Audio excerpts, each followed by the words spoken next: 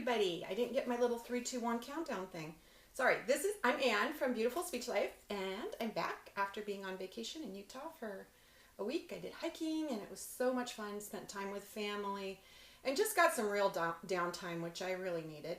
And now I'm back, and I'm ready to SLP like a boss. So today, I just want to talk to you a little bit about this new series that I'm starting, and it is called SLP Success Stories.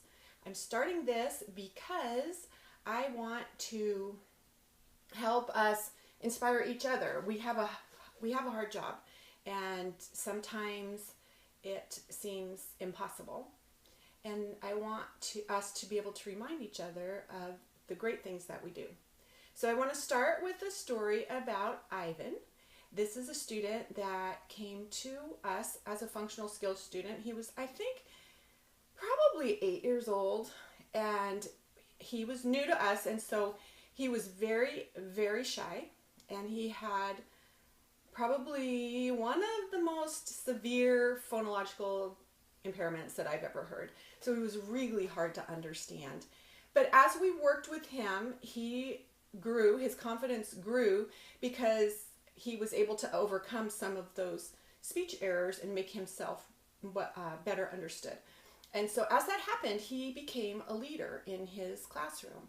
And the team, his teacher and myself and the school psychologist and the school social worker, we all started thinking, we don't think that little Ivan really belongs in a functional skills classroom. We think he's got a lot more skills than maybe what the previous team had thought. So when reevaluation time came around, then we did reevaluate, and sure enough, Ivan did not have a moderate cognitive impairment. He had a severe learning disability, and that, coupled with his shyness and his speech and language impairment, had kind of added all up to this misclassification for him.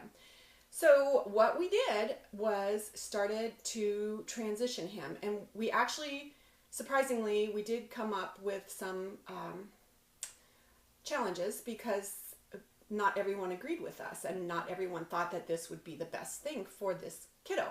So what we did was slowly transitioned him into general education for part of the day, extended resource time, and then he was still able to be in his comfort zone with his classmates. But then by the end of the year, we were able to transition him into general education with resource and no more functional skills.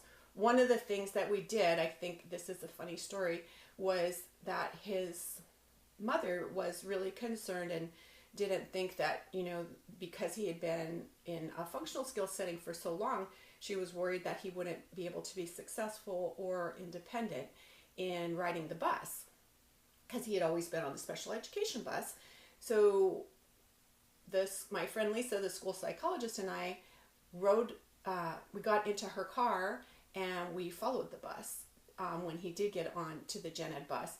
And we did that a couple times to make sure that he actually did go from school to home and was able to do that successfully, which he completely was. And so now this little guy, Ivan, he's not at our school any longer. He's at a different school, but he is in gen ed and resource, and he is completely understandable now. So for me to be able to be involved in a story like that, to be a small part in changing the trajectory of a child's life, is huge.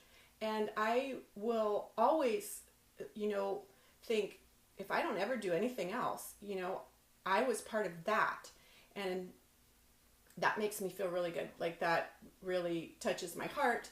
And that's what we do as SLPs. We change lives, and we help people. And, sometimes it's not easy. Sometimes it's hard.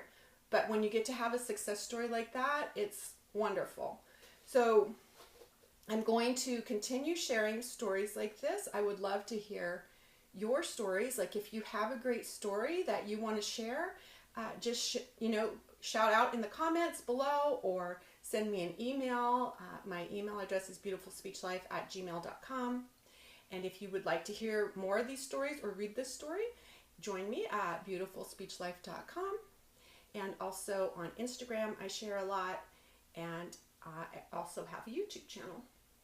So thank you for joining in. And I will talk to you all again very soon.